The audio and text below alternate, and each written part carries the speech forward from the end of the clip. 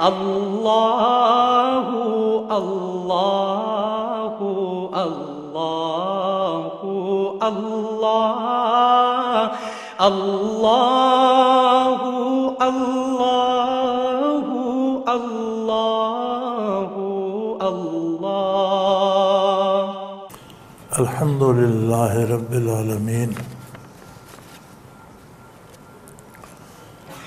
والصلاة والسلام علی حبیبہ محمد وآلہ وصحبہ اجمعین اعوذ باللہ من الشیطان الرجیم بسم اللہ الرحمن الرحیم۔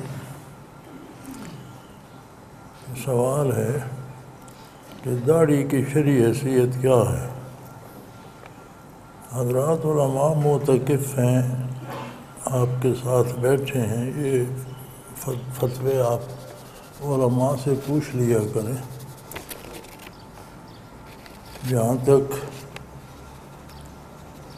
میں عرض کر سکتا ہوں تو داڑھی فرض تو نہیں ہے، لیکن فرض کے قریب تر ہے۔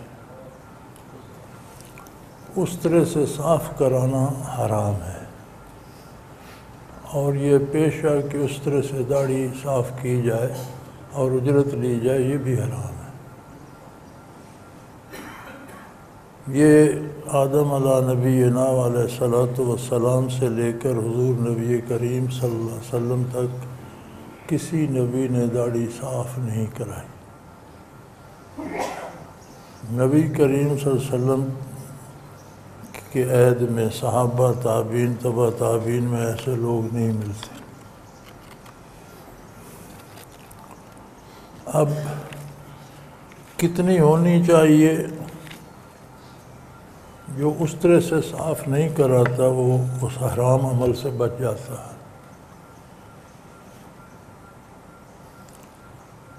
سنت کے مطابق علماء فرماتے ہیں کہ حضور نبی کریم صلی اللہ علیہ وسلم مشت مبارک میں داڑھی لے کر جو زائد ہوتی تھی وہ کٹوا دیا کرتے تھے۔ اب اس میں بھی علماء میں دو رائے ہیں کہ وہ مشت یہاں سے رکھی جائے، بعض کہتے ہیں یہاں سے رکھی جائے، لیکن داڑھی کے رکھنے میں کسی کو کوئی اختلاف نہیں ہے۔ تو آپ دیکھتے رہتے ہیں علماء حضرات بھی ٹی وی پہ آج کل تو رمضان شریف میں بہت ہوتے ہیں، تو ویسے بھی آتے رہتے ہیں، تو کسی کی ذرا چھوٹی ہوتی ہے، کسی کی بڑی ہوتی ہے، لیکن رکھی سب نے ہوتی ہے۔ اور یہ بھی حدیث شریف میں ملتا ہے کہ ایک صحابی حاضر ہوئے بارگاہ علی میں مسجد نبوی میں، تو ان کے بال بکھرے ہوئے، داڑھی کے بال بھی پریشان تھے، تو آپ صلی اللہ علیہ وسلم نے فرمایا کہ اسے تم ٹھیک نہیں کر سکتے، دھو لو، تیل لگا لو، کنگھی کر لو، کوئی اس کی حدود قیود بنا لو، کوئی ضروری نہیں ہے کہ تم ڈرونے بن جاؤ۔ تو یہ چیزیں ملتی ہیں۔ بہرحال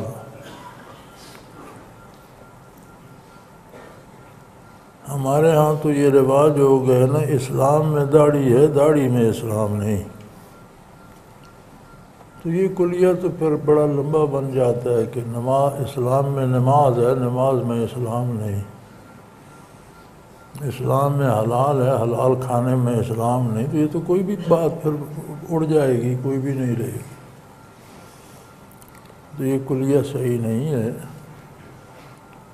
داڑھی مسلمان کے لیے بہت ضروری ہے، اور فرض کے قریب تر جو سنن ہیں ان میں سے ہے۔ ہمارے کچھ مسلمان بھائی رمضان المبارک کے آخری جمعے کو قضا عمری ادا کرتے ہیں، یہ عمل کیسا ہے؟ قضا عمری ثابت ہے حدیث شریف سے، اور فقہا نے بھی لکھا ہے، لیکن اس کا یہ مطلب نہیں کہ عمر بھر کی نمازیں قضا ہو جاتی۔ جتنی 5 نمازیں اس میں قضا کرتا ہے وہی قضا ہوتی ہے۔ اس کا نام قضا عمری پڑھنے سے لوگوں نے یہ سمجھ لیا ہے کہ پڑھ لی جائے تو ساری عمر کی قضائیں ادا ہو جاتی ہیں، ایسا نہیں ہوتا۔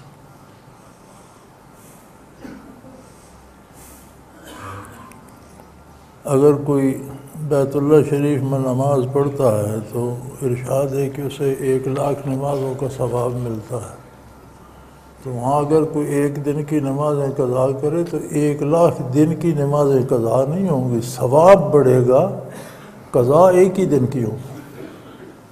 تو قضا عمری میں بھی عموماً 5 نمازوں کی قضا ادا کرتے ہیں، جس سے 5 نمازیں جو قضا ہیں وہ ادا ہو جاتی ہیں۔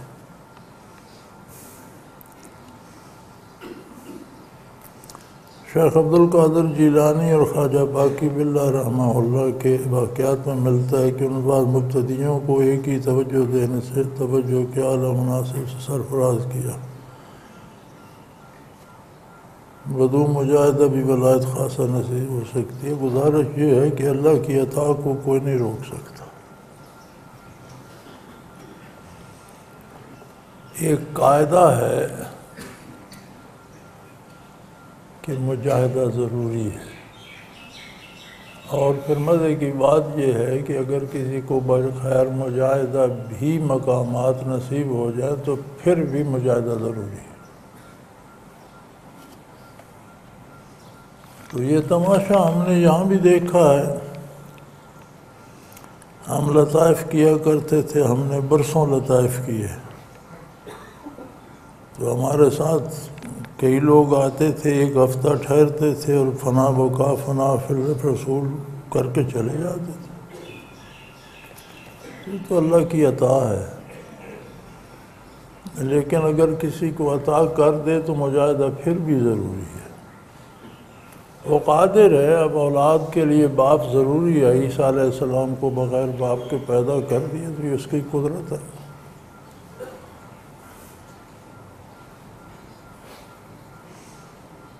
بصائر حکیم الامت میں مولانا تھانوی کے حوالے سے لکھا گیا کہ ہر مسلمان کو اصلاح کی ضرورت رہتی ہے، چاہے وہ کسی درجے کو، یہاں تک کہ مشائخ کو بھی اصلاح سے مستثنا نہیں۔ ہاں صحیح لکھا ہے، مشائخ یا ولایت بہت نیچے رہ جاتی ہے۔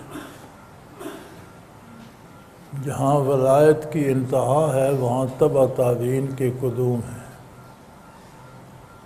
جہاں اس کی انتہا ہے وہاں تابعین ہیں، جہاں تابعی کی انتہا ہے وہاں سے صحابی کا مقام شروع ہوتا ہے۔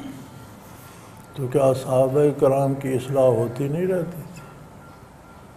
انسان دار دنیا میں جب تک اس کا سانس چل رہا ہے، اس دنیا میں ہے، ہوش حواس قائم ہے، وہ مکلف ہے، اور اس سے غلطی کا امکان بھی ہے۔ اسی لیے حضور اکرم صلی اللہ علیہ وسلم نے فرمایا کہ استغفار کرتے رہا کرو۔ بعض غلطیاں ہم غیر شعوری طور پر کر جاتے ہیں، ہمیں پتہ ہی نہیں ہوتا، بعض جان بوجھ کر بھی کر جاتے ہیں۔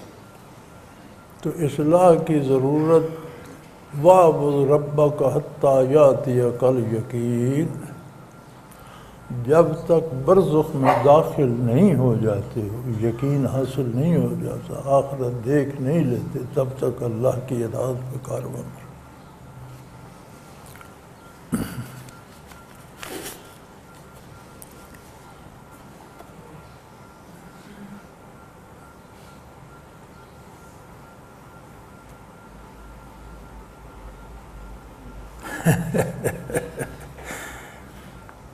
بعض بڑے ساتھی سادگی سے سوال کر دیتے ہیں، سوال تو اچھا ہے، لیکن جو لوگ دنیا سے گزر چکے ہیں ان پر بحث نہیں کرنی چاہیے۔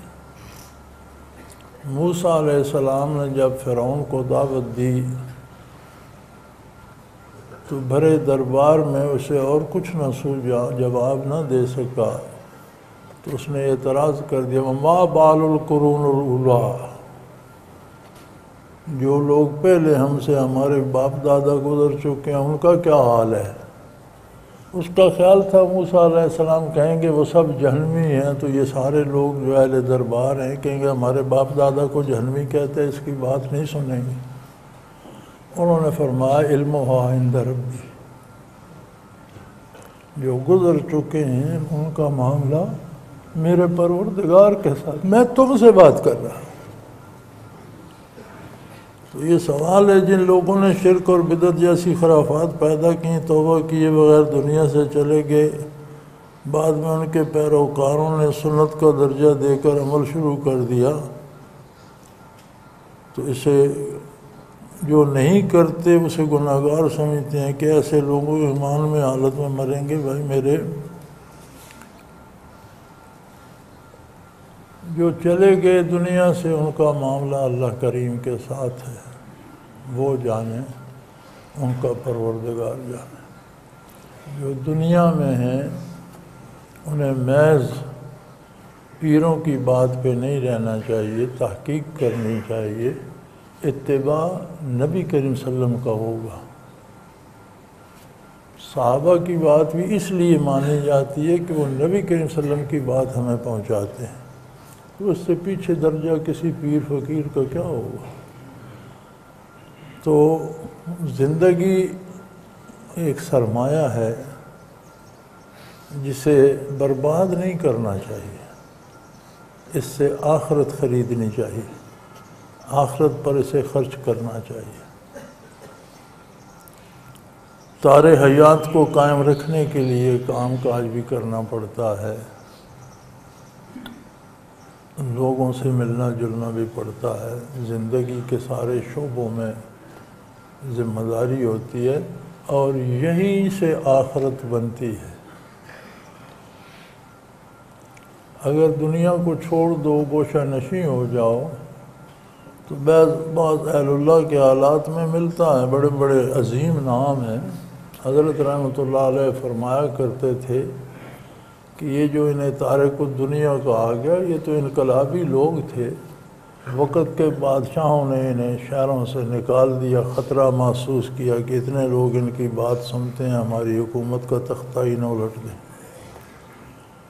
تو انہیں جنگلوں میں چھوڑ دیا کہ شہر نہیں آ سکتے، کوئی تمہیں ملنے نہیں جا سکتا۔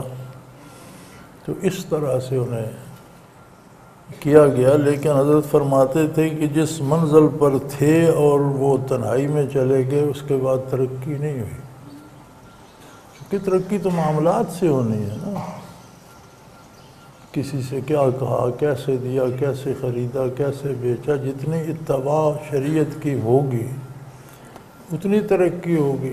جب آدمی ماحول سے کٹ کر تنہا ہو گیا، کسی سے معاملہ ہی نہیں کرنا، تو اس میں جائز ناجائز حلال حرام کہاں رہا؟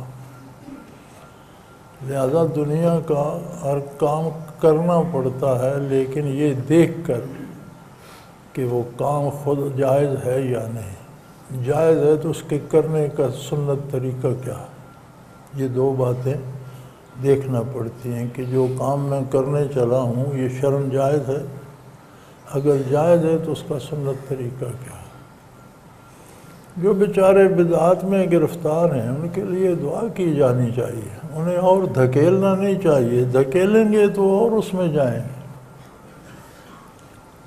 ہمارے ہاں ہر قسم کے لوگ آتے ہیں، ایسے لوگ بھی آتے ہیں جو بڑے متشدد ہوتے ہیں، ایسے لوگ بھی آتے ہیں جو بدعات میں پھنسے ہوئے ہوتے ہیں، تو اللہ کی برکت سے ان کی از خود اصلاح ہو جاتی ہے۔ جب ذکر کرتے ہیں تو خود اندر جستجو پیدا ہوتی ہے کہ صحیح کیا ہے، غلط کیا ہے،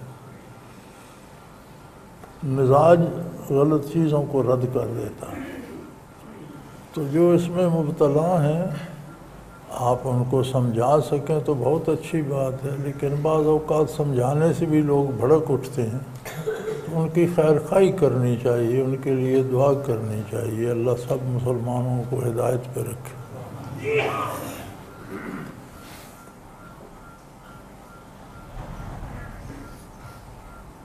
اور جنہوں نے یہ خرافات پیدا کی ان کا قبر میں کیا حال ہوگا؟ آپ نے وہی بات دوہرا دی، میں عرض کر چکا ہوں کہ قبر کے احوال رب جانے اور اس کا بندہ جانے۔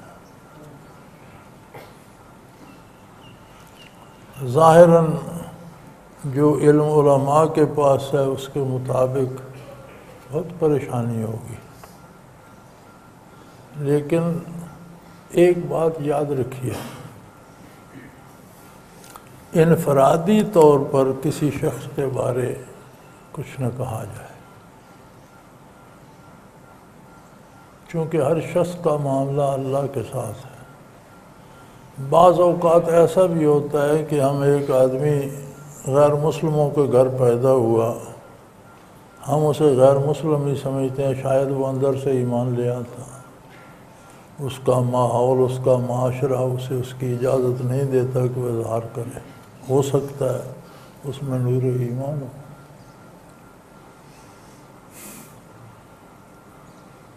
مولانا تھانوی رحمۃ اللہ علیہ کے بے شمار واقعات ملتے ہیں، ان میں ایک یہ بھی ہے کہ ان کے پڑوس میں کوئی ہندو رہتا تھا، تو اس نے موت کے وقت انہیں بلوایا،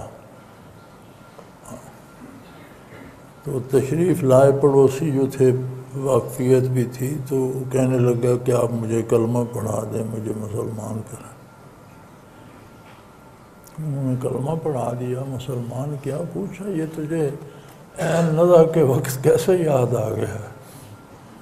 تو اس نے کہا جی میں نے اور تو کچھ نہیں کیا، لیکن جب رمضان ہوتا تھا، روزے ہوتے تھے مسلمانوں کے، تو ہمارے تو روزہ ہوتا نہیں تھا، لیکن میں زندگی بھر رمضان میں کسی کے سامنے کچھ نہیں کھایا، احترام کرتا تھا۔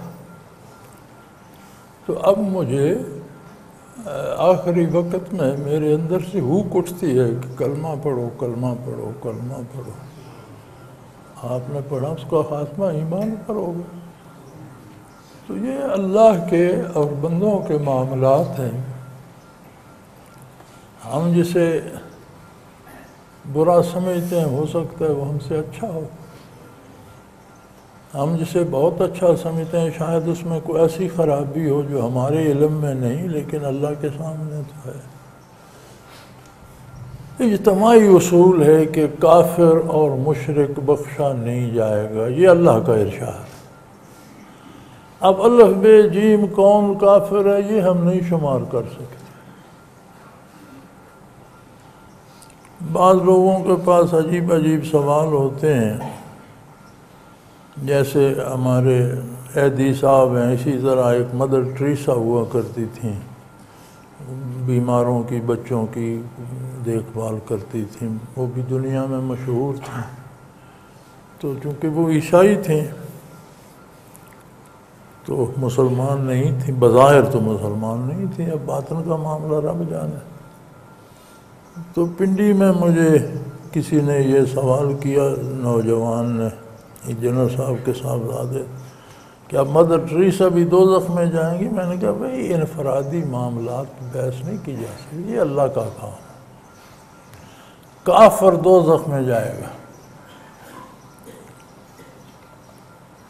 جس کا خاتمہ کفر و شرک پر ہوگا وہ جنت میں نہیں جائے گا۔ اب وہ کون کون ہے یہ وہ خود مارک کرے گا، کیونکہ ہم کسی کے دل کے حال سے واقف نہیں ہیں۔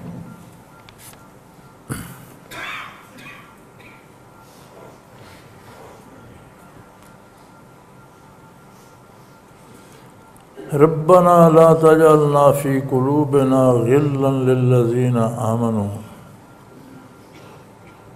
اس کے اسباب اور نتائج۔ غل ہوتا ہے جسے آپ اردو میں حسد کہتے ہیں، دوسرے کو خوش یا خوشحال دیکھ کر یا اس میں کوئی خوبی دیکھ کر تو کڑنے شروع کر دینا کہ اس میں یہ خوبی کیوں ہے، یہ اچھا نہیں ہوتا۔ یہ دو چیزیں ہوتی ہیں، حسد اور رشک۔ رشک کرنا چاہیے، کسی میں کوئی کمال نظر آئے تو کوشش کرنی چاہیے میں بھی انسان ہوں، یہ بھی بنی آدم ہے، اس نے یہ مقام حاصل کر لیا، میں بھی کروں۔ تو اچھائی میں مقابلہ یہ اچھی بات ہے، رشک کرنا اچھی بات ہے۔ یہ اتنی خوبصورت زندگی گزار رہا ہے، میں بھی کروں، اس نے حلال دولت کمائی ہے، میں بھی اتنی کما لوں، اس کے پاس بہت اچھی گاڑی ہے، میں بھی محنت کروں، میں بھی حلال کماؤں، میں بھی بہت اچھی گاڑی لے سکتا ہوں۔ دوسرا ایک جذبہ بیدار ہو جاتا ہے اندر کہ میرے پاس تو ہے نہیں، اس کی بھی توڑ دینی چاہیے، جس کا ظہور آج کل عام ہوتا ہے۔ اور پھر سے اسے ہمارے ذرائع ابلاغ بڑی ہوا بھی دیتے ہیں۔ اب غلطی موٹر سائیکل والے کی بھی ہو، وہ کسی گاڑی سے ٹکرا جائے تو جرم گاڑی والے کا ہوتا ہے، کیونکہ موٹر سائیکل والا تو کمزور ہے، حالانکہ موٹر سائیکل والے پرواہ ہی نہیں کرتے، دائیں بائیں سے جنوں کی طرح نکل آتے ہیں، کوئی سمجھ ہی نہیں آتی۔ تو چونکہ گاڑی والا ذرا سوکھا آدمی ہوتا ہے، اس کے پاس گاڑی ہے، بس وہ الزام اس پہ آ جاتا ہے۔ یہ نہیں ہونا چاہیے، حسد نہیں کرنا چاہیے کسی کے پاس ہے تو الحمدللہ، آپ کے پاس جو اپنے آپ اس پر فخر کریں۔ وہ کل عید کا پروگرام ریکارڈ کیا ہمارے چینل والوں نے، تو اس میں یہی سوال تھا کہ آپ کے لڑکپن میں، بچپن میں عیدیں کیسی ہوتی تھیں؟ تو میں نے انہیں بتایا کہ عیدیں بہت خوشی لاتی تھی۔ اس کی بنیادی وجہ یہ تھی کہ جس کے پاس نئے کپڑے نہیں ہوتے تھے وہ پرانے دھو کر پہن لیتا تھا اور خوش ہوتا تھا، جسے نئے مل جاتے تھے وہ نئے پہن لیتا تھا، جسے نیا جوتا مل جاتا وہ چمکا چمکو کے نیا پہن لیتا، جس کے پاس پرانا ہوتا تھا وہ بھی ٹاکی شاکی مار کے اسے خواہ وہ 10 جگہ ٹانکے لگے ہوں اپنا پہن کے اس پہ خوش ہو جاتا۔ آج کل عیدیں لوگوں کے لیے مصیبت بن گئی ہیں کہ فلاں نے یہ جوڑا پہنے، میرے پاس کیوں نہیں؟ اس وقت یہ کوئی پرواہ نہیں کرتا تھا، جس حال میں کوئی تھا اس میں خوش ہوتے تھے لوگ۔ جو میسر ہوتا تھا وہ پکاتے تھے، یہ ضد کوئی نہیں ہوتی تھی کہ فلاں کے گھر 10 کھانے پکے ہیں ہم 2 کیوں پکائیں، فلاں لڑکی نے تو اس قسم کا سوٹ پہنا ہے تو میرا اس سے کم کیوں؟ ایسا نہیں ہوتا تھا۔ جو جس کے پاس ہوتا تھا وہ اکثر وہ لوگ ہوتے تھے جو عید پر کپڑے دھو کر ہی پہنا کرتے تھے، اکثر لوگوں کو نئے میسر نہیں آتے تھے اور انہیں کوئی رنج نہیں ہوتا تھا، وہ اپنے اس پہ خوش ہوتے تھے، عید مناتے تھے۔ ایک احترام ہوتا تھا، لڑکیاں بالیاں پینگے ڈالتی تھیں درختوں کے ساتھ، اور کوئی مرد، کوئی بچہ، کوئی لڑکا ادھر نہیں جاتا تھا، یعنی عورتوں کے اس میں کوئی جاتا ہی نہیں تھا، بچے تک نہیں جاتے تھے۔ مرد الگ اپنا کوئی کبڈی کھیل رہے ہیں، کوئی طاقت کا مظاہرہ کر رہے ہیں، بازو پکڑ رہے ہیں، کوئی پتھر وزن اٹھا رہے ہیں، تو اپنے مقابلے مردانہ کھیلوں کے الگ سے دور دور فاصلہ ہوتا تھا، نظر بھی نہیں آتا تھا، اور کوئی منع کرنے والا نہیں ہوتا تھا۔ اخلاقی اقدار تھی، از خود ان اقدار پہ چلنے کی کوشش کرتے تھے۔ بہت سی اقدار ہماری مغربی تعلیم نے مسخ کر دیں، جو رہ گئی تھی کسر وہ میڈیا نے نکال دی اور ہمیں ایک دوسرے کے مقابل کھڑا کر دیا۔ اب نئی نسل میں دیکھو تو میں نہیں سمجھتا کہ عید پر کسی کو خوشی نصیب ہو، لوگ کڑتے ہی رہتے ہیں، فلاں کا سوٹ ایسا ہے میرا ایسا کیوں نہیں، فلاں کے جوتے ایسے ہیں میرے ایسے کیوں، فلاں کے گھر 10 کھانے پکے ہمارے گھر 5 کیوں ہیں؟ تو یہ تو خوشی نہ ہوئی ہے تو مزید دکھ کی بات ہو گئی، تکلیف کی بات ہو گئی۔ تو غل جو ہوتا ہے یہ ایک بری صفت ہے، کسی کے لیے یہ سوچنا کہ یہ نعمت میرے پاس نہیں ہے تو اس کے پاس بھی نہیں رہنی چاہیے، یہ غل ہوتا ہے۔ اس کا ترجمہ آپ حسد سے کر سکتے ہیں اور کدورت سے بھی کر سکتے ہیں، چھوٹی موٹی رنجشیں، کدورتیں جو بعض چھوٹے چھوٹے امور پہ پیدا ہو جاتی ہیں، اسے بھی غل کہا جاتا ہے۔ تو وہ جو چھوٹی چھوٹی کدورتیں ہوتی ہیں وہ تو اللہ کے بندوں میں بھی آ جاتی ہیں، اختلاف رائے ہو جاتا ہے، اس پر اپنی اپنی رائے پر بندہ جم بھی جاتا ہے، اور ایک حد تک دل میں ایک جذبہ سا آ جاتا ہے کہ انہوں نے میری رائے کیوں نہیں مانی، دوسرا کہتا ہے اس نے میری کیوں نہیں مانی، اسے بھی غلط کہتے ہیں۔ لیکن اس کی اصل یہ ہے کہ کسی کے پاس نعمت دیکھ کر اس پر کڑا جائے، تکلیف ہو جائے، اس اپنی حاصل کرنے کی بجائے اس کی ضائع کرنے پہ لگ جائے۔ تو اللہ کریم ان چیزوں سے بچائے۔ ہمیں جو کچھ اللہ نے دیا ہے وہ ہمارے لیے بہت ہے، اس پہ شاکر ہونا چاہیے۔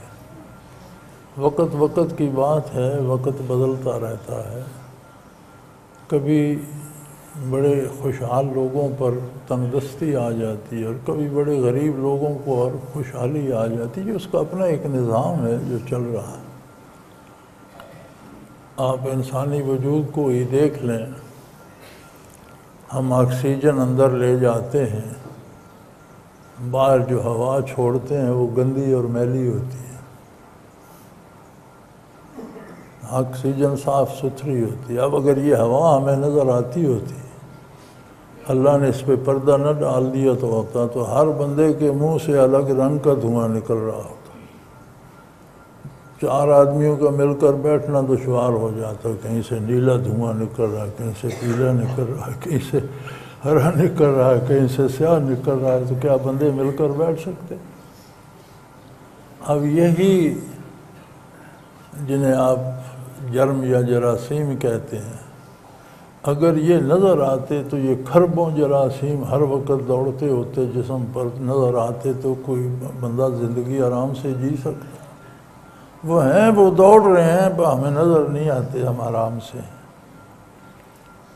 یہ اللہ کی حکمت ہے کہ وہ کس چیز کو کہاں رکھتا ہے، اس کا اپنا ایک نظام ہے۔ ہم اس نظام میں، ہمیں کوشش کرنے سے کوئی نہیں روکتا، بلکہ کوشش کا اگر آپ حلال طریقے سے دولت کمانے کی بھی کوشش کرتے ہیں تو دولت ملے نہ ملے اس محنت کا ثواب ضرور ملتا ہے، کیونکہ حصول رزق حلال بھی عبادت ہے، تو اللہ کی طرف سے اجر ضرور ملتا ہے، دائمی زندگی میں وہ ضرور کام آئے گا۔ تو خوش رہنے کا راز یہ ہے کہ جو اللہ نے آپ کو دیا ہے اس پر غور کریں اور یہ دیکھ لیں کہ آپ کا کوئی استحقاق نہیں بنتا تھا، اس نے اپنی عطا سے دیا،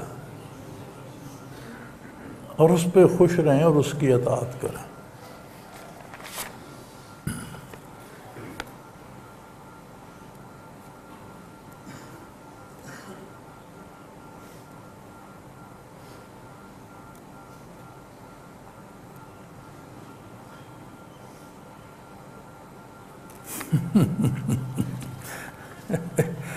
بیچارے شاعروں اور قوالوں کو کیوں پکڑ لیتے ہو؟ ان کی کوئی سند ہوتی ہے؟ وَالشُّعَرَاءُ يَتَّبِعُهُمُ الْغَاوُونَ وَيَقُولُونَ مَا لَا يَفْعَلُونَ وَفِي كُلِّ وَادٍ يَهِيمُونَ۔ شاعروں کا تو ہوتا ہے کہ ہر وادی میں جھانکتے ہیں، جو کہتے ہیں وہ کرتے نہیں ہیں، تو سوائے کوئی اللہ کے بندے جو ذکر کرنے والے ذاکر ہوں۔ سورہ شعراء میں یہ ساری باتیں ارشاد ہیں۔ یہ بات تو برحق ہے کہ قیامت کے روز آپ مومنین کی شفاعت کریں گے، لیکن کیا وہ قبر میں بھی اپنے پیارے بندوں کی شفاعت کرنے آئیں گے؟ مجھے یہ بتاؤ کہ قبر میں سوال جواب کرنے کون آتا ہے؟ فرشتے؟ فرشتے اعلیٰ ہیں یا حضور؟ تو اعلیٰ ادنیٰ کے پاس آئے گا؟ یہ تو الٹی منطق ہو گئی۔ قبر میں سوال کرنے والے تو فرشتے ہیں نا، تو فرشتے تو اس بارگاہ کے خادم ہیں۔ کائنات کا مرکز ہے ذات محمد الرسول اللہ صلی اللہ علیہ وسلم۔ مرکز کبھی اپنی جگہ سے ہلا نہیں کرتا، مرکز ہلے تو کائنات تباہ ہو جائے۔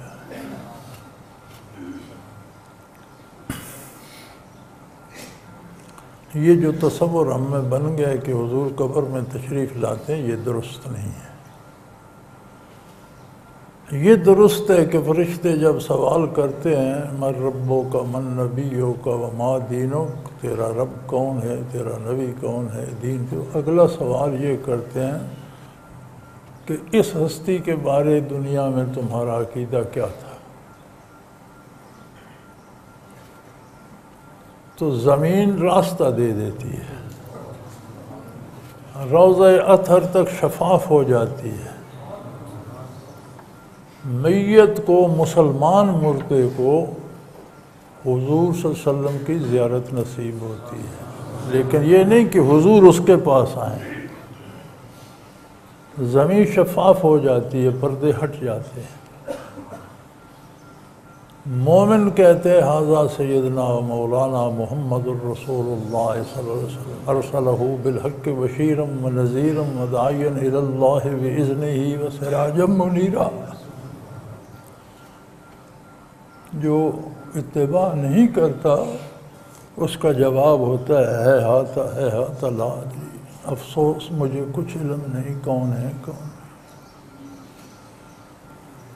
تو اس سے بعض لوگوں کو یہ غلطی لگی ہے کہ جب فرشتے سوال، تو چونکہ حاضر رجل کہتے ہیں اس ہستی کے بارے کیا کہتے ہو، لہٰذا چونکہ قریب کے لیے بولا جاتا ہے۔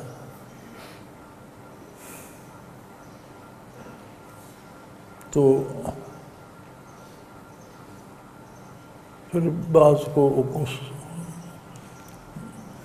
گرامر کے اعتبار سے یہ غلطی لگی ہے کہ شاید حضور قبر میں تشریف لے آتے ہیں، بھئی حضور کو قبر میں آنے کی کیا ضرورت ہے؟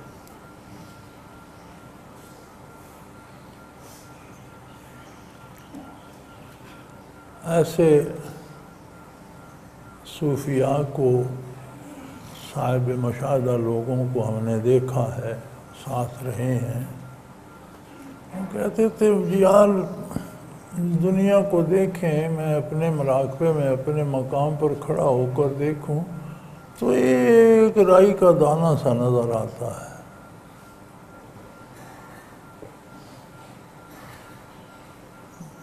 یہ سارا کرۂ ارض جو ہے ایک رائی کا دانہ نظر آتا ہے۔ اگر اولیاء اللہ کے لیے اس کی حیثیت یہ ہے تو نبی کریم صلی اللہ علیہ وسلم کے سامنے اس کی حیثیت کیا ہو؟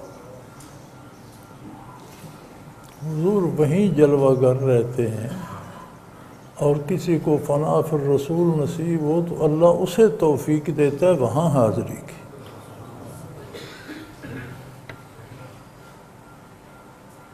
ہاں فرشتے سوال کرتے ہیں، زمین راستہ دے دیتی ہے، لیکن جو بد نصیب ہوتے ہیں انہیں کچھ نظر نہیں آتا، وہ کہتے ہیں کچھ بھی نہیں ہے یار، ہے آتا لا ادری، کچھ بھی نہیں ہے، کیا ہے، کیا پوچھ رہے ہو، مجھے تو کچھ سمجھ نہیں آ رہی، کچھ نہیں دیکھ رہا، کچھ ہے ہی نہیں۔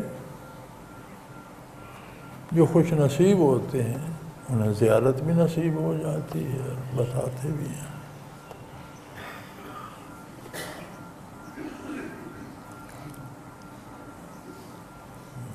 یہ تو ہو گیا قبر میں آنے کی بات۔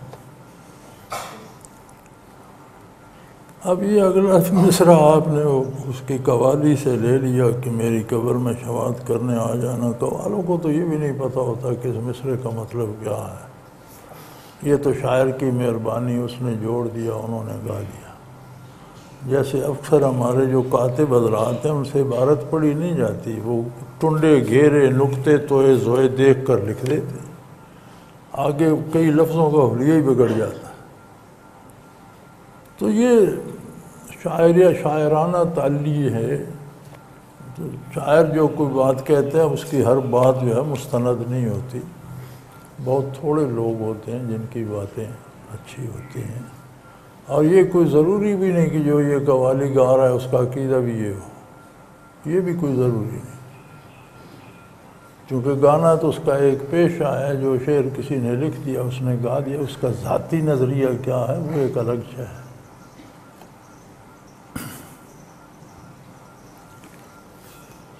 اللہ کریم ہدایت پہ قائم رکھے، نیکی کی توفیق دے، ہمارے ٹوٹے پھوٹے اعمال قبول فرمائے اور انجام بخیر ہو۔ کوشش کریں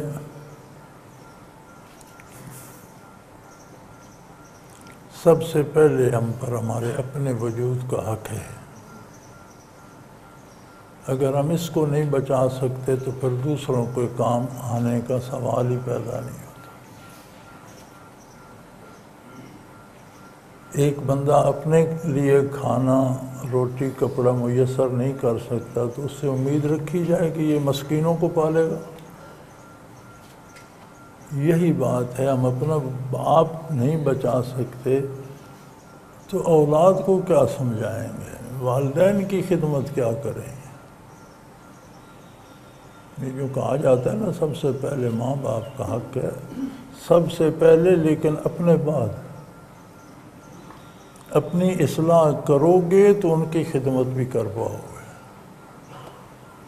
تو بڑا سادہ سا کل بھی بات ہوئی تھی کہ ہر کام کو کرنے کا سب سے آسان طریقہ وہ ہے جو حضور صلی اللہ علیہ وسلم نے بتایا۔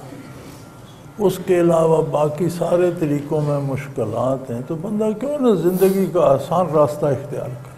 کیا ضرورت ہے مشکل راستے سے جانے کی؟ اور اللہ کریم سے قدم پر دعا کریں۔ شیطان بھی بہکانے کے لیے نفس انسانی بھی ہے، ابلیس اور اس کی اولاد، پھر ہر انسان کے ساتھ ایک شیطان پیدا ہوتا ہے، تو ایک طوفان ہے شیطنت کا۔